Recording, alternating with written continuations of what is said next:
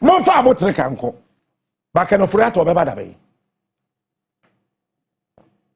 Ke Ghana for man who said we are sitting. Ken Ofori-Atta onim say Ghana ba na da bodo ho ka. Ene ma men kan say ncho mo wan ni nkyerɛ wo. Jo Mahama de tua Ken Ofori-Atta ho ka. Gwen. Ojaye. Nana don't call parliament because Ken Ofori-Atta kon wan fa on one passport na koy. Ken Ofori-Atta or the diplomatic passport na koy. As a foreign affairs, as finance minister. That time no, you're finance minister 10 years. But diplomatic passport na the man no. Na position na a woman no a finance minister of the Republic of Ghana. That time no course or course no hoya de no. E ya ban ene tuai. Ikachuli say aban ne sesan ye wie no e ka ne bia so ba na ya ban ne tua because ya catch them me Kwadwo smart say government is a continuous process. What say Na otina na ndonka. Ebushafo Ken die oye nyankyere yentime wiene nam abotreka oye koto on de yenwene nam Esoro kwasia me firi nyansafo. Sabrante na ye boni ame yemfa nche no na mmum eba ne sen ye no ane sen e na amene entia Ken Ofori-Atta ye say anhwe be che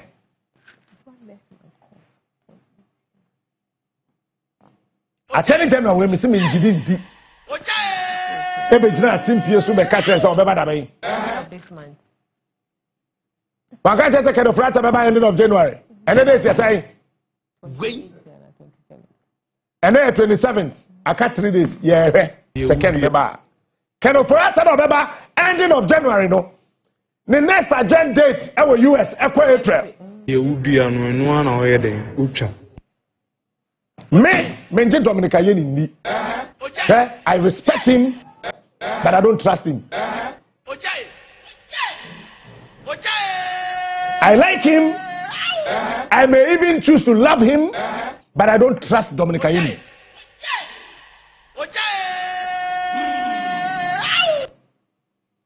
Adia tiwa ye bi wo krom hand the same thing that Dominica Yeni ye tiwa catch and say oh sa gas na water crowd no enipa oku won ya kwache won say the gas no basis here tiwa patron gas no he Dominica Yeni so catch and say oh Ken Ofori-Atta oh he's coming he's on his way Ken Ofori-Atta is on his way say Ken Ofori-Atta remember January ending and then 23rd 30 days has September April June and November all the rest are 31 30 days has September, April, June, and November. All the rest are 31. So December, January is 31st. I got 4 days. Meanwhile, US for the party not to jail. I got say, yes, I'm finding somewhere 16 for say, what the April? You're finding April. Into Dominica any? Ken Ofori-Atta any or beba? When we are Science and Simpsons. Menjik Dominica Yeni ndi baku. I respect him. I love him. But I do not trust that man. As an attorney general. I trust him as a lawyer. I trust him as a law lecturer. I trust him as whatever. Member of parliament. But as an attorney general, I don't trust Dominica Yeni.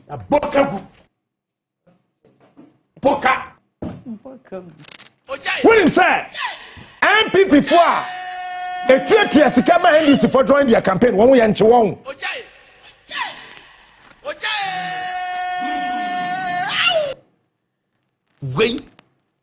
MPP for na yeah just so nana do hu ye hi just so nana do hu ye hi just so ye hwe sa MPP for na won so nya sika ne bi etua sika ne bi ema NDC for no sa MPP for no ye nche won je nya botrem be we sesia after the next 5 minutes to finish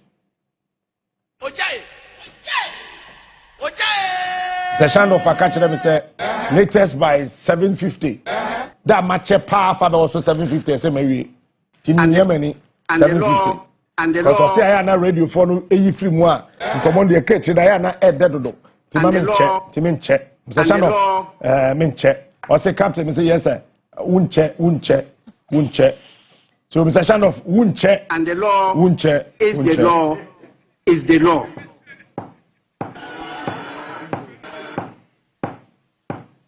And the law is the law is the law. Before they 12 years, can you?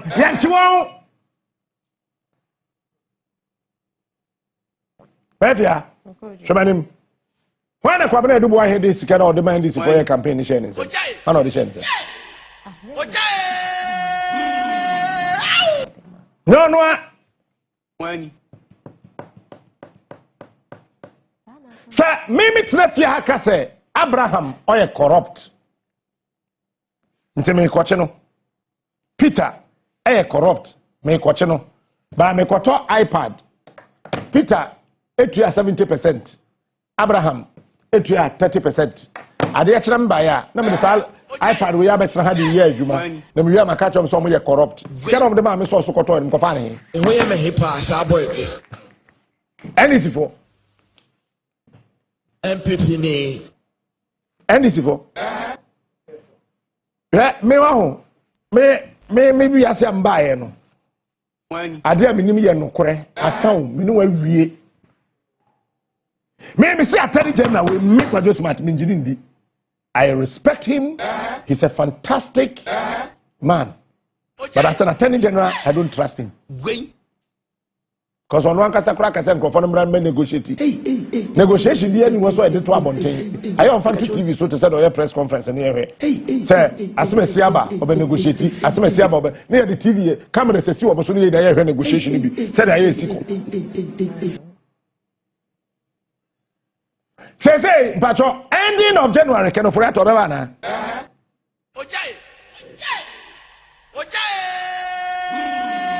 is Ken coming as they say on what April and you be dinasem dan ka ba de sen ene say ya me no ka say ye twi Ghana for nsamanko Ken Ofori-Atta anya bia oye nipa chen wontumi mwa levels don't change. Ono kura de onye professor ye Professor Christopher Ameya Ekumfi Ameya Ekumfi kura de yere ye oba hema oye Paramount Queen mother Toda ya.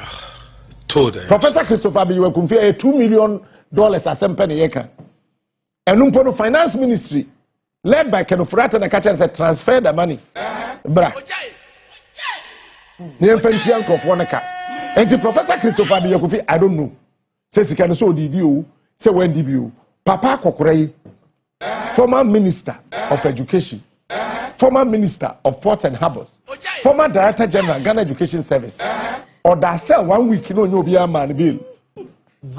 Back in Ofori-Atta, or that beautiful, expensive apartment, Ghana and Trica. Toda ya. What America?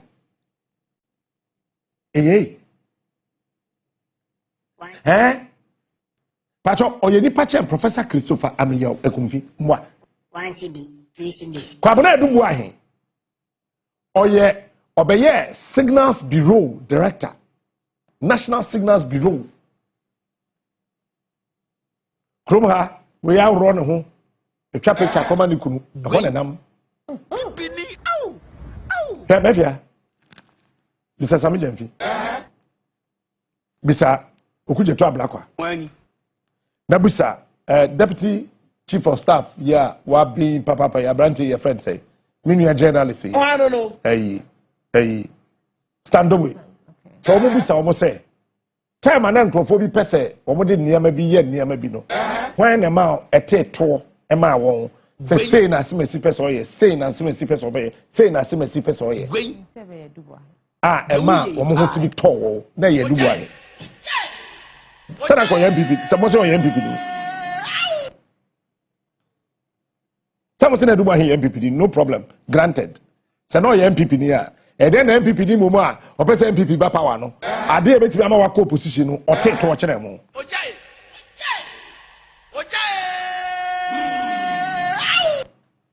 And then not it all. You do baby, as I say, your boy is citizens of Hobay. As one person can pay now, my church.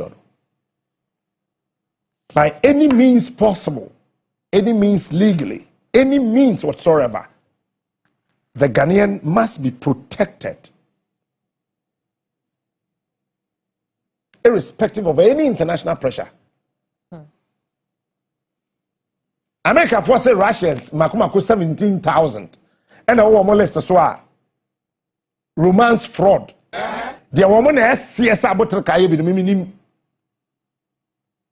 But America forced deeper 17,000 about Russia. Omaya Sadi be. I don't American call Russia and Quacho. Woman quay. So America, Donald Trump saw a bema on Russia. So, Quachini pass 17,000 or better pocket. But I feel a Matias Yasaman Chroma kind, Bibinibia Srubruni. And I share video, no said, court to see where Jai Trica. Now, there said a Ghana, it's a national security supposed for Mabetri Kunta, so my Yermona boom them. Kunta, ya catchano. Moi, dear. More better than Ako. Anamwa, and I a strategy. Second, I said, Jano, Tia Cheno, strategic deception. And I say, a day. Yam boy, your home modern say, you be Ghana in Hobay. But a Ghana in your Bonia, Yanchina so Ghana. I didn't say the Ghana need Chesu. Rakadesh. Aquacochena so will be Mazo. Rakadesh. Well, I can offer that American on the infant Chesu, my Kuruma, and Chenaso. I don't take shot, I take madness. Yay. Captain Smart. Yeah, Paddy, I'm not say me and Yadia, wouldn't you see Yokruma? Na Remondacha, or Peso de Satawali, America. Smart. He is unique. Yes, Madam Catro is the best. Captain Smart is. Madam Catro. There now, Oditani Shatta close to 4 hours. No? The intention was to deport Shatawale, take Shatawale from Ghana to America. Before people would come here, I could have killed a lot. I'm telling you, like I could have killed a lot of people. Yeah, Faninko. So why you Bonia? That is not what I'm saying. I know the why you Bonia. Like I'll kill. None of us on the crocodile. Like I'll kill. Like Your Excellency. Obuoni any day nyina was asisi na me de ba gate na no. Pastor why you careful ahụ. Dollar ni dey ekọ fam. Enura kura san kọ fam.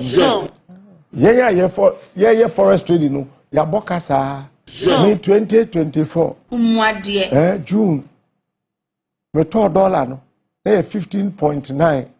Say dollar Oko black market kura na unya no 11.8. Oko Bank of Ghana, any other banks are. Say, and no kura me check your or Zenith Bank na 1055. Enti say, fancy 10 cities kura. Maboka 5 cities. They me turn October 2024, me turn 17.3. Maboka 7 cities, 3 pesos. 30 pesos. Enti why you there? Maboka Ubia nim say petrol ni diesel bo no. Eye me won pass mafia. Me car na me filia 2,420 Ghana cedis. And I me de feel no. So you could see filling station 1,200 tank na ye ma. John, why you there? John, 2 years ye chimi 39. Me di 1 year ye chimi. Why you there? What are saying? Big ups. John, a baby and one about Fourth Republic in 1 year scandal be by ye. Why you there? Kawamu share the Sami Jemfi show call Bawumia Sami or more Kabia we. I am a for we are born for me the bonnet. Na me bomb by some member woman and a memory natural. Captain Smart. Yeah, so I am a fadum born in the womb with no person almost say, when I say gold board there, yeah, they don't person almost say Sami Jemfi. Never take petrol, so. Hey, the channel say now about 53. Oh, sorry. Captain Smart, the king of morning shows. Senior, John, Abanya waba Ghana ha 1 whole year or something more say. Hey. Akraku for time Friday and saloon or China. I'm fine. Maybe I didn't quote you on suffer for time. Mafia, Kwakuba Kwan Kroye, or Guguru Yano. That's a saloon. Go for far plane go to China. No, now baby, I say a bank now, you're quite a bit for time now, where a barber's shop and saloon. No, China and saloon. And some of the Hako. Eti aya man nya wadwen se sabia buru sabia nyaado wonim bibi chen obi a okrum hawo na abanye di bos afe ene bosome so more be say John why are there please check some of your appointees why be careful awo say wait 1 year say ade na ye normal 1 CD 2 CDs, 3 CDs. And God say any form or kind of familiarity breeds contempt. So, I did it 1 year. Captain Smart, the king. Who are you about 1 year? Who are you about 1 year? He na wunim. Wunim nasum. He is smart. Wunim ni baby ya. Yamukra say the ye ni woman gare. Enti ebinim kura sabe omugya omunan kura omon pepa omo tomba hohuru gu bafu nim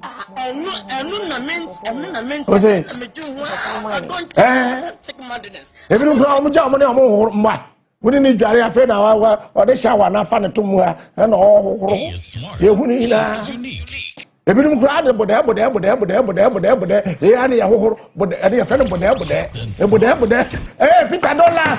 What are you doing? Stop laughing, Abraham. Boda ye ani ya hohuru baby ojina we ye ti aya manta mu man say the way I wonder wo huni mu bue wanu mu na wo hia bro ho Gyan sorry na ko ba na ba to say ya dey be oda we na we wa dey chi am skadam ko ma bia wo munim ye na wo ware be ma oba afe ne he na wonim wonim ne hwunim na sum nim ne ba bia anti-familiarity philosophers say breeds contempt. You are a year old. Richard for the minim say eba but I can't 4 minutes now about 8 I'm Mr. Shan of and I'm me code DSTV about 8 I'm person who name near fear first somebody can na George Mumpe video bi nto so na enhye da anya de bi ebebo 8 mi na nam te ha na shimu se ba bro video bi ba ebu say yempo manfo no ho ban wa mafia we ni enti MPP for edo kete chair FIFA kwat na America because of being me nua be ma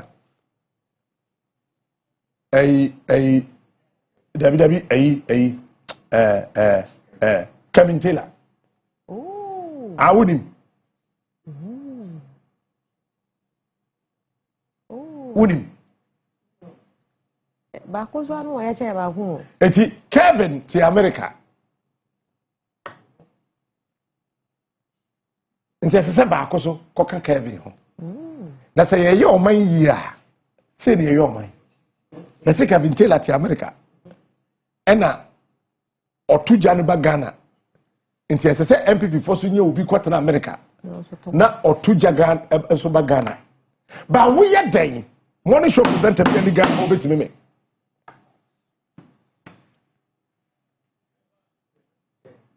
we ye den ade photocopy e kwato Kevin Taylor original copy Kevin your original copy we ye den ade photocopy ko jina court we have original certificate wo I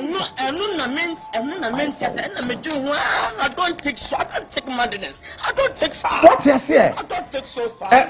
Me be ma no pe na Ghana for so be ha na ye me me manage atem didie no mu se mu ni na me ka kire mu na se mu ja on se be ye di me ko hye mu kakre ya mo ja matem didie mi sika sam swate She ashimi. Tina ma ban tem no.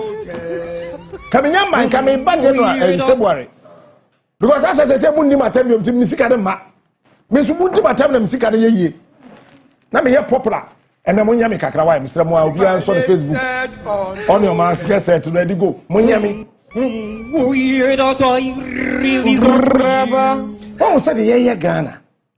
Release unto you. Nana do buy your catch and say 1 year, ma'am, Obia ministry, be an agency, be an department, be an toka. Or Shemrano, 9th January 2027. Yes, 2017. They do much. Na ministries, departments, agencies in have to talk as a go over 1,000 cars a big Ghana. John Mahama, she said, move and toka. But so we are Bema, we are minister, we are MP. We are department, we are agency, we so we are Bema Kotoka Amono. Sakas 2025, the Mavia. No, Macrabi go. Moment to be Mumusu election. Dr. Kalmakios go. Cast a Mona who from Hana ministers into me now. No, Macrabi go.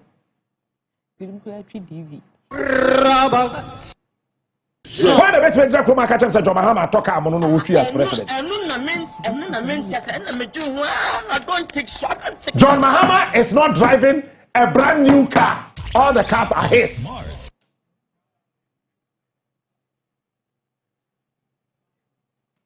Oh. Jade boy one call boss sound be my. Share. I'm saying. Say your man ho. Sabi eburu sabi nya do nkwasi asema wudi dem fa obi kasa ho. It has collected. Adia sese nipa ti ase ne se. We are building a country, we are not building a political party.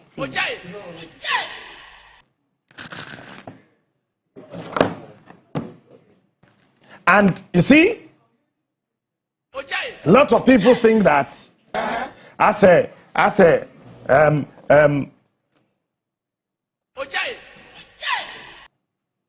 minor yetimno,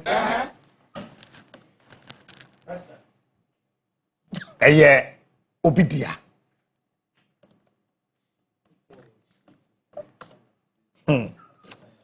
Maybe I'm in person, I can be a casa. Men can she.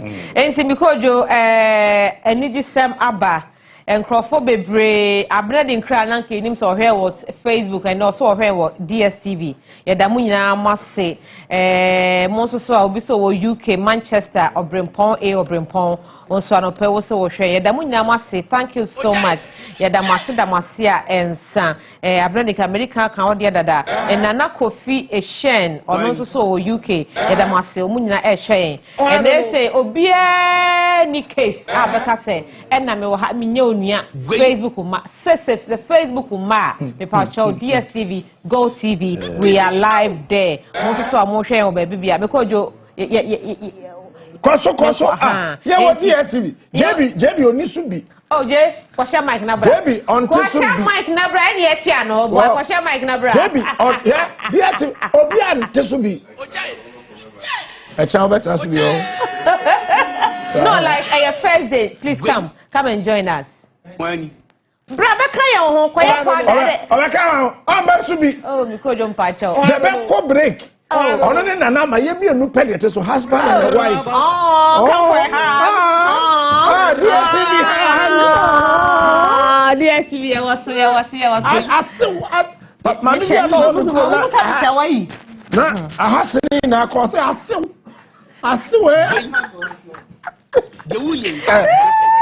Because it's matter when he because your DSTV is also no minimum camera no mo dia adwuma o Debbie dey yan na e ko ho e me hipa mo say don't be treat no e fin ka ho men sha bro for camera no me can say metna see because DSTV watna see any madam say dey kasa na dey kasa nya dey bia e be ye hwe bia o be bia yeah, the sa pepe. Until those of you on Mokaya and Krofakasa.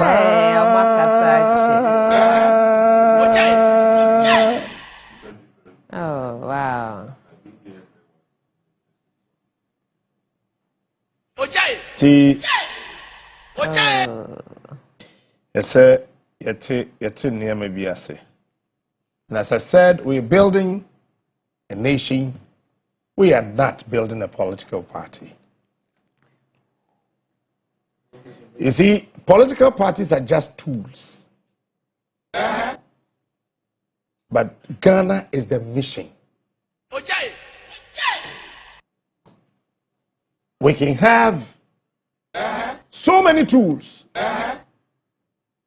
So what for me senior oye juma, or shovel, or spade, or pickaxe, or hammer, so or mason, or trowel, or headpan, or never be a lot of tools. But there's just a single mission. The mission is to complete a building and make sure that the architectural integrity of that building is intact. But as a Yehano, we are always yearning and praying and playing to get a zeal and ability to build political parties. Yes. This year, we are a metro political party as I see I'm warm card. He is smart. He is unique. And when I had that card, you see, but I wrote something in Ghana stands at a defining crossroads in her democratic journey. After decades of political competition, party alternation, and electoral cycles, a critical truth confronts us. A nation cannot thrive if its people are more committed to political parties than to the country itself. We must remind ourselves, we are building Ghana, not NPP, not NDC, not any political party. We are building a nation. Political parties, as I told you, are tools. Ghana is the mission. A political party is meant to serve the state, not replace it. It exists to provide ideas, leadership, options, and policy direction, but it must never become more important than the national interest. When party loyalty overtakes patriotism, development stalls, corruption finds shelter, accountability weakens, and governance becomes a battlefield rather than service to citizens. The true measure of leadership is not how fiercely one defends a party, but how faithfully one defends Ghana. We must shift from partisan obsession to national responsibility. Every road built, every school funded, every hospital equipped, every youth employed, these are not victories for a party, they are victories for Ghana.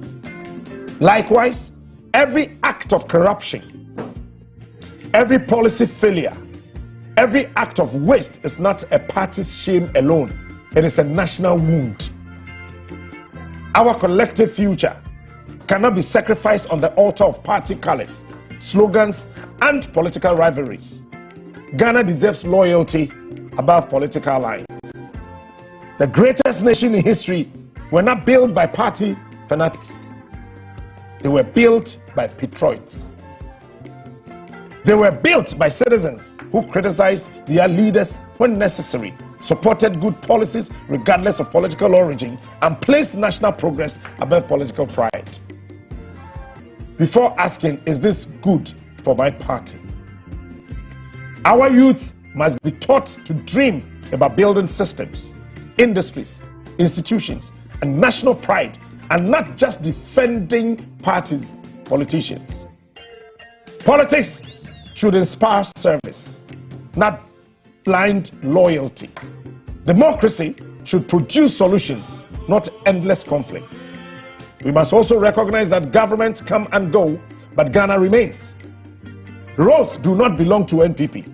Schools do not belong to the NDC. Infrastructure does not belong to any political party, not even my own CPP. These belong to the people of Ghana, today, tomorrow, and generations unborn. National progress requires integrity. It requires maturity, not the prosperity of political parties. It takes maturity to praise a government policy, even if it comes from an opposition party. It takes wisdom to criticize leadership without destroying national unity. It takes courage to reject propaganda and demand truth, accountability, and performance. If Ghana is to rise, we must build a culture where national interest overrides political convenience. Let us build strong institutions, not political personalities. Let us define the constitution, not political and party propaganda. Let us measure leaders by performance, not party slogans. Let us raise citizens who love Ghana more than political competition. We are not building political parties. We are building Ghana. We are building a country. We are building a nation. And Ghana must come first than any other thing. We are building a country. We are not building a political party. Exactly 13 minutes after 8 on Oyerepa TV. God bless you. If you are JB, continue the rest. I'll be right back.